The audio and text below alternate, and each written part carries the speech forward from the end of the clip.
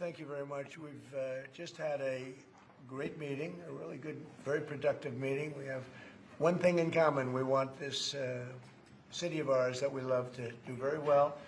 And I wanted to congratulate the mayor. He really ran an incredible race against, a lot of smart people, starting with the early primaries against some very tough people, very smart people. And he beat them easily. And I congratulated him.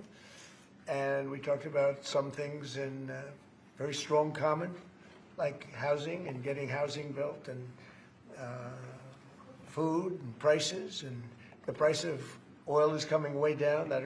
Anything I do is going to be good for New York. If I can get prices down, it's good for New York. And we've got them down, way down from last year. We have, as you know, I've been saying to a lot of people, Walmart said that Thanksgiving this year is exactly 25% less than last year. So that's good for New York, good for everybody. But I just want to congratulate. I think you're going to have, hopefully, a really great mayor. The better he does, the happier I am, I will say. There's no difference in party. There's no difference in anything. And we're going to be helping him to make everybody's dream come true, having a strong and very safe New York. And congratulations, Mr. Mayor. Thank you, Mr. President. Thank you. I appreciate it. Please.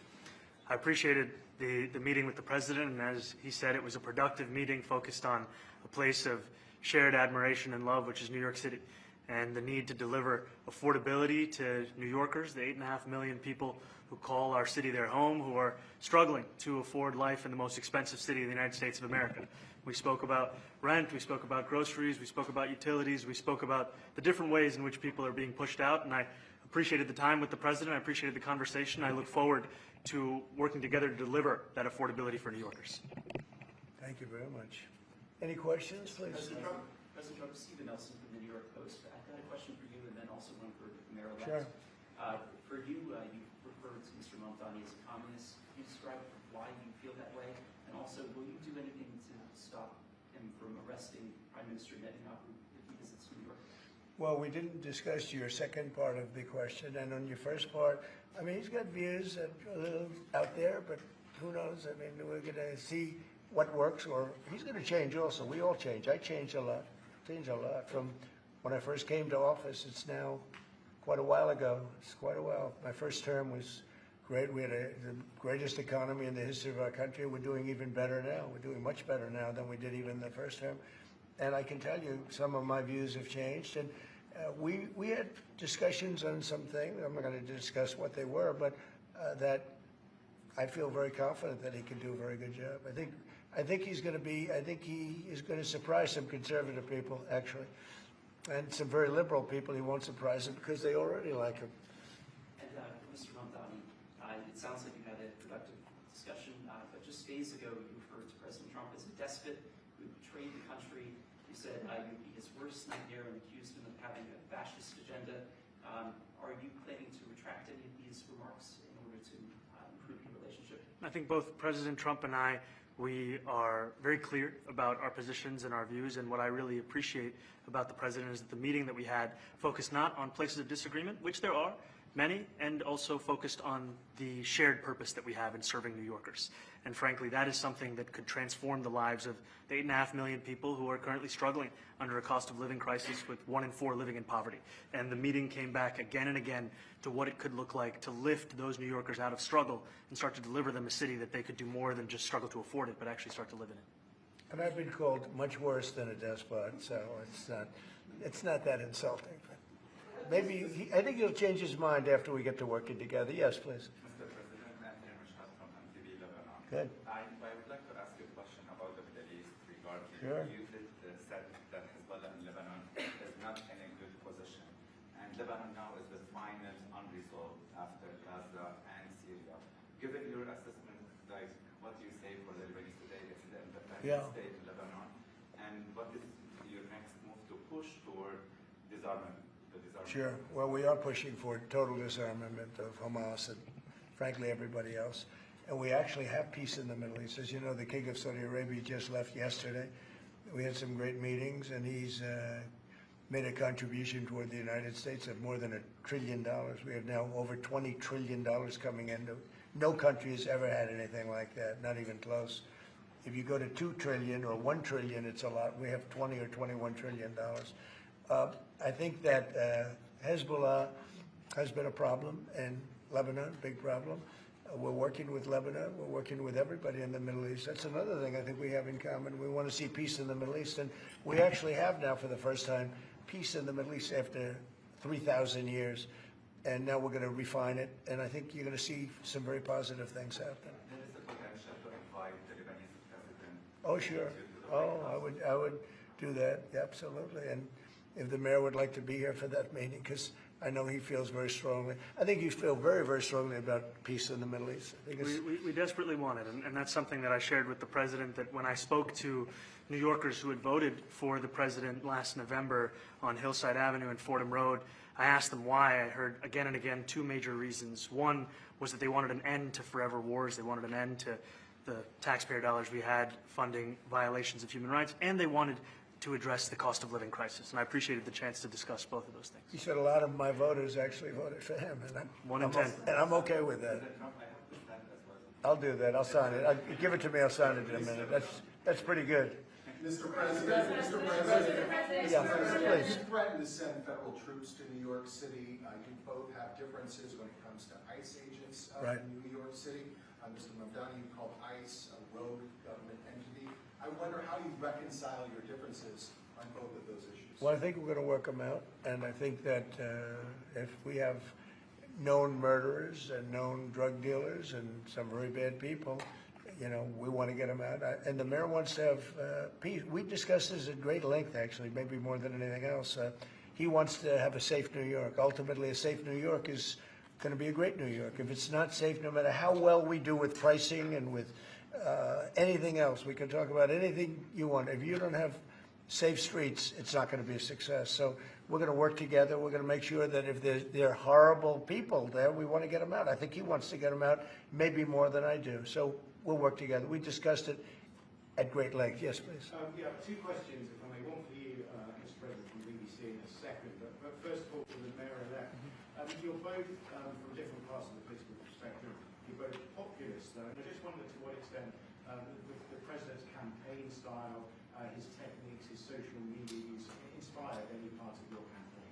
Well, I actually told the president that, you know, so much of the focus of our campaign has been on the cost of living crisis. And when we asked those New Yorkers who had voted for the president, when we saw an increase in his numbers in New York City, that came back to the same issue: cost of living, cost of living, cost of living. And they spoke about the cost of groceries, the cost of rent, the cost of Con Ed, the cost of childcare. And too often politicians are looking to lecture to New Yorkers what they should care about as opposed to listen. And when we spoke to those voters who voted for President Trump, we heard them speak about cost of living. We focused on that same cost of living, and that's where I am really looking forward to delivering for New Yorkers in partnership with the president on the affordability agenda. And I think we have to work a little bit. We talked about Con Edison. We have to work a little bit on getting the prices, because, you know, we've gotten fuel prices way down, but it hasn't shown up in Con Edison. And we're going to have to talk to them. You know, if we're sending them fuel at a much lower price than it was a year ago, which is true, we have to get Con Edison to start lowering their rates. Absolutely. And if I may, last week you told me you were pushing ahead with your plans to sue BBC for up to $5 billion. You're going to speak to Prime Minister Starmer as well. Is there any progress or any updates on those issues? Well, we get along very well with the Prime Minister. We made a deal with UK. I like him. He's a fine person. And, you know, I think they have some big energy problems. You know, they've got windmills all over the place. They're going to have to start using other methods because their energy is out of control. Talking about in the UK, it's out of control. And he's got that problem. He's got a big immigration problem, as you know, and he's got a big energy problem. And we talk about it. He's a good man.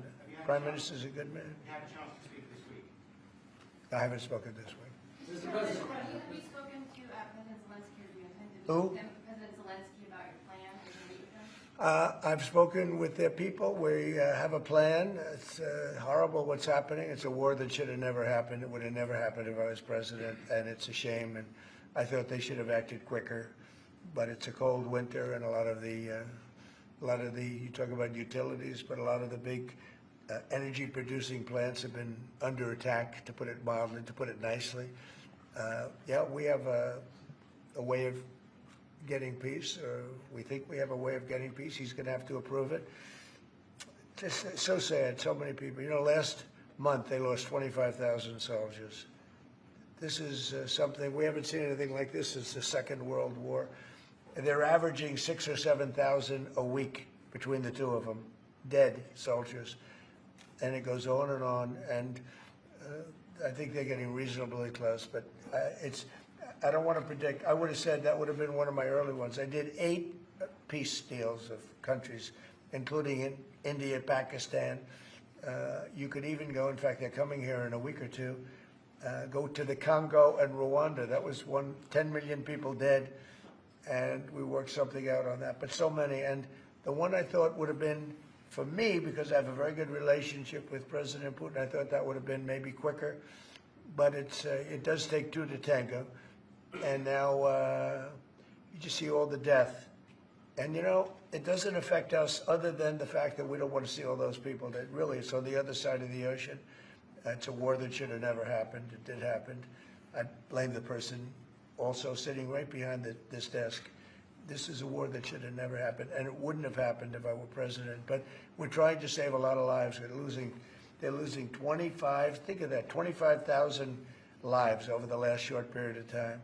That's Ukrainian and Russian, and it's a shame. What happens if President? I want to ask the mayor-elect about a House resolution just passed overwhelmingly to condemn socialism, including with 86 Democrats, all of House Dem leadership, and the minority leader, Hakeem Jeffries, despite his endorsement of you. What's your reaction to that? I have to be honest with you, I focused very little on resolutions. Frankly, I've been focusing... Condemn socialism. I understand. I think the focus is on the work at hand. I can tell you I am someone who is a democratic socialist. I've been very open about that. And I know there might be differences about ideology, but the place of agreement is the work that needs to be done to make New York City affordable. That's what I look forward to. And I want to clarify your answer to Stephen Nelson. He asked about your comment calling the president a fascist.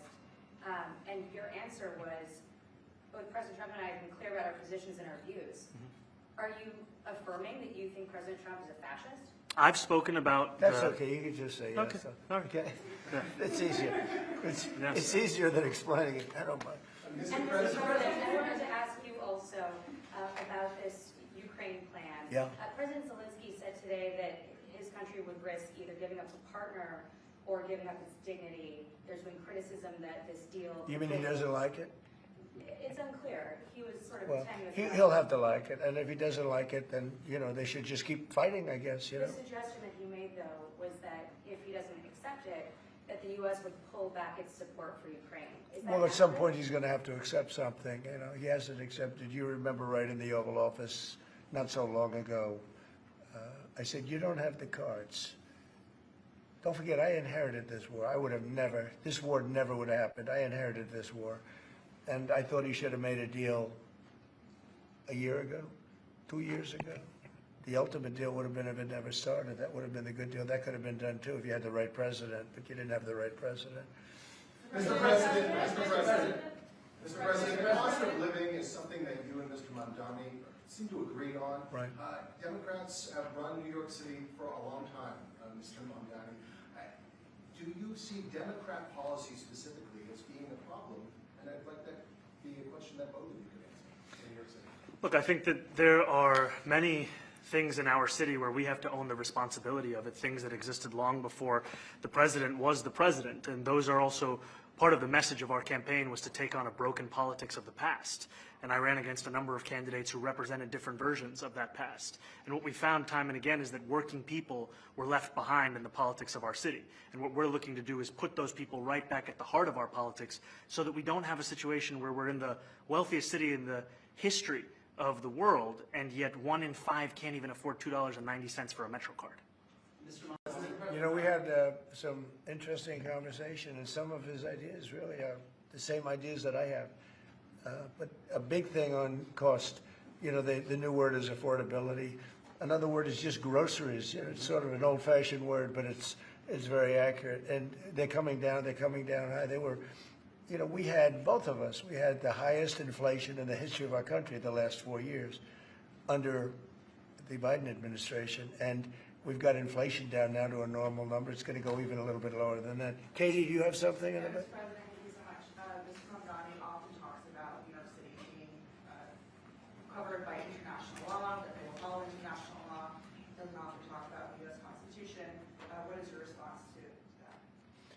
Well, I don't know what you're referring to in terms of, it could be covered by international law, local law, it's covered by a lot of laws, but it's covered by U.S. law. Are you referring to anything in particular? He just says that they're a city that endorses and enforces international law. Is that at odds with? No, I don't know. Would you want to respond? Yeah, I think what I've shared with the president is our desire to not only follow the laws of our own city, laws that protect New Yorkers, but also a desire for consistency in our politics across the board. And that's something that we've talked about and something that I know many New Yorkers want. We discussed ICE and New York City, and I spoke about how the laws that we have in New York City allow for New York City government to speak to the federal administration for about 170 serious crimes.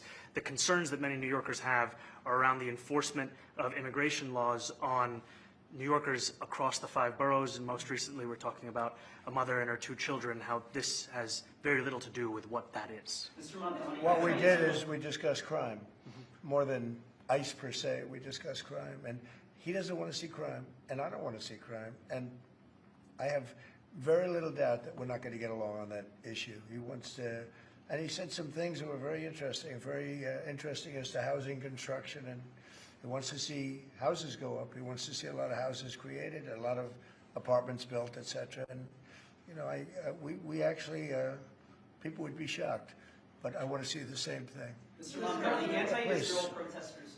Jack? Mr. President, I want to know, one of the policies as well that Mayor-elect Mamdani talked a number of times about on the campaign was shifting the tax burden for property taxes from what he called minority communities to white-based communities and putting more taxes on white people. I also noticed that in your acceptance speech you didn't mention anything about America or Christians or white people in general, and so I didn't know if that was one of the policies that you guys had spoken about.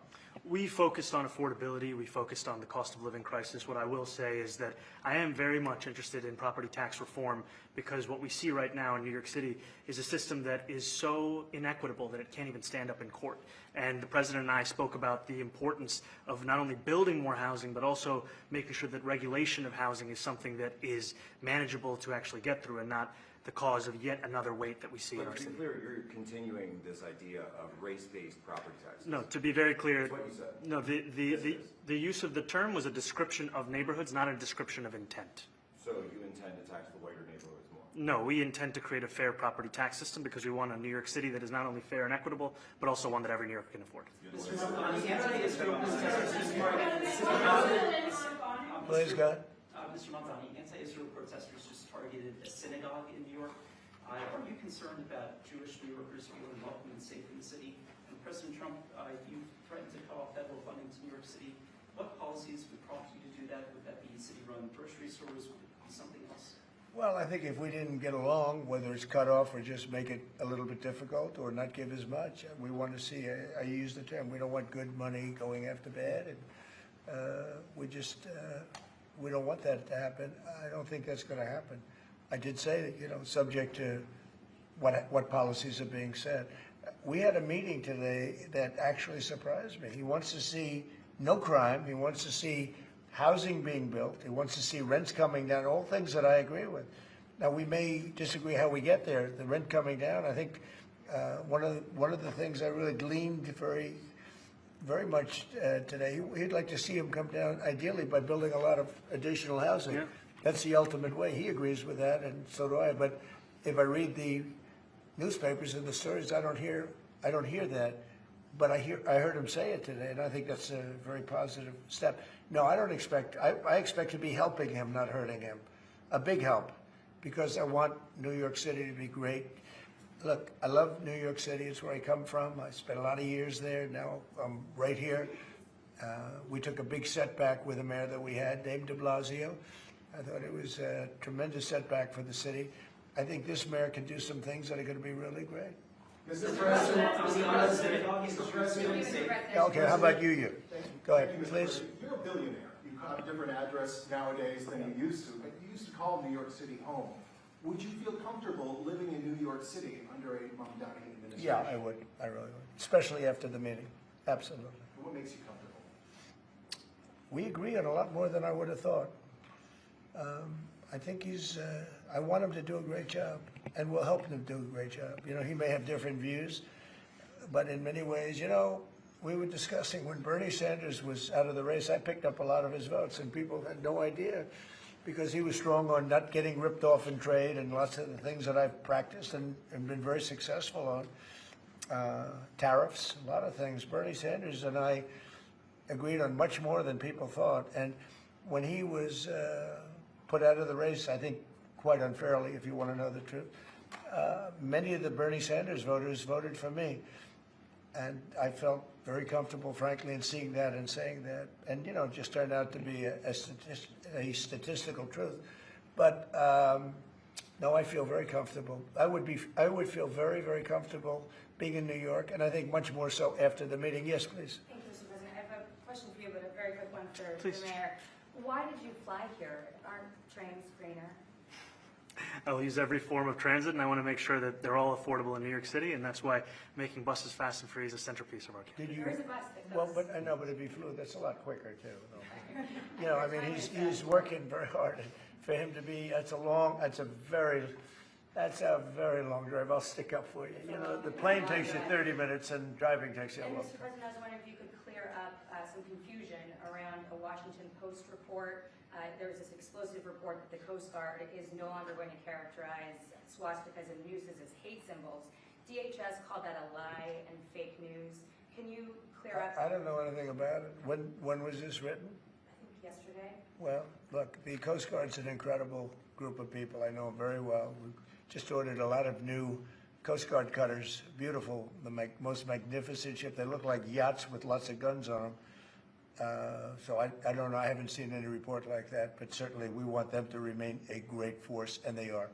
Mr. President, and you did a piece in all the 9 months around the world. I would like to ask Mr. Mamdani, you've accused the U.S. government of committing genocide in Gaza while President Trump was working on peace. Why that? I've spoken about the Israeli government committing genocide, and I've spoken about our government funding it. And I shared with the president in our meeting about the concern that many New Yorkers have of wanting their tax dollars to go towards the benefit of New Yorkers and their ability to afford basic dignity. And what we see right now is we're in the 9th consecutive year of more than 100,000 school children being homeless in our city. And there's a desperate need not only for the following of human rights, but also the following through on the promises we've made New Yorkers. And I appreciated the meeting we had and the work that we can do. Do you agree that President Trump did do a peace and worked hard to make the peace? Because he worked hard to do the peace in the Middle East and everywhere. Do you agree with that? I appreciate all efforts towards peace, and I shared with President Trump that when I spoke to Trump voters on Hillside Avenue, including one of whom was a pharmacist that spoke about how President Trump's father actually went to that pharmacy not too far from Jamaica Estates, that people were tired of seeing our tax dollars fund endless wars. And I also believe that we have to follow through on the international human rights, and I know that still today those are being violated, and that continues to be work that has to be done no matter where we're speaking of. Mr. President, thank you, Mr. President. Do you view the mayor-elect as the true leader of the Democrat Party? And do you think Leader Schumer's and Leader Jeffries, have to follow his lead? Well, look, I hope they have great leaders. This is a man that right now I think is focused in New York City. I really think he has a chance to do a great job. We're going to help him, but I really think he has a chance to do a great job. But I'll let you answer that. You consider yourself the leader of the Democrats. I think it's more appropriate for him. I consider myself the next mayor of New York City, and I keep my horizons firmly on New York City, and I appreciate the meeting with the president, which focused again on the 5 boroughs and whether New Yorkers could afford to live there. By the way, being the mayor of New York City is a big deal. Absolutely. I always said, one of the things I would love to be someday is the mayor of New York City. Being the mayor of New York, and especially now, because I think you're at really a turning point, one way or the other. It could go great, or it can go in a different direction. And I think you really have a chance to make it great. I appreciate what you're saying. Mr. President, you say you love New York City. Mr. Mamdani, does New York City love President Trump? New York City loves a future that is affordable, and I can tell you that there were more New Yorkers who voted for President Trump in the most recent presidential election because of that focus on cost of living, and I'm looking forward to working together to deliver on that affordability agenda. I got a lot of votes. One more. Go ahead. 1 or 2 more. Go ahead. I tell you, the press has eaten this thing up. I've had a lot of meetings with the heads of major countries. Nobody cared. this meeting that you people have gone, you know, outside you have hundreds of people waiting. This is just a small little group. For some reason, the press has found this to be a very interesting meeting. The biggest people in the world, they come over from countries nobody cares, but they did care about this meeting, and it was a great meeting. Go ahead. Yeah, Mr. President, I was going to ask you exactly that. Why do you think there's so much more, so much excitement around this than in some form? Because I think he's different. All right, I think he's different, and that can be in a very positive way. But I think he's different than, your typical guy runs, wins, becomes mayor maybe, and nothing exciting. Because he has a chance to really do something great for New York. New York is at a very critical point, and he does need the help of the federal government to really succeed. And we're going to be helping him, but he's different than your average candidate. He came out of nowhere. I said he has a great campaign manager standing over there. He came out of nowhere. Would you start off at 1 or 2? And then I watched. I said, "Who is this guy?" He was at 1, then he was at 3, then he was at 5, then he was at 9, then he went up to 17. I said, that's getting a little bit interesting, right? And then all of a sudden he wins a primary that nobody expected he was going to win. It's a great tribute. I mean, it's an amazing thing that he did. And I'll just add one thing to what the president said. Is one thing I also appreciated is in our meeting to appreciate a portrait of FDR and the incredible work that was done with the New Deal, and also in thinking about what it can look like when the federal government and New York City government work together to deliver on affordability. It can be transformative. We have a great portrait of FDR that I found in the vaults that was missing for years. I found it, and I put it up. He's a Democrat, to the best of my knowledge. He's a Democrat. And when the mayor saw that portrait, he said, "Sir, do you mind if I have a picture taken by that portrait?" It's an amazing portrait. I hope the picture comes out good. But it's an amazing portrait in the cabinet room.